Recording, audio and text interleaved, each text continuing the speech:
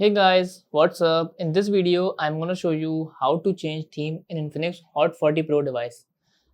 For changing theme, all you guys have to do just long press screen. So we have these option wallpaper widget X theme. So just click on X theme and then click this icon. After that, we have a lot of themes here. Just select any theme which you want to set. I am selecting this one. After selecting, just click on download and then click apply. So as you see, the whole theme, icons and wallpaper are now changed. So this is how we can change theme in Infinix Hot 40 Pro device. We can also customize fonts, wallpaper from this application.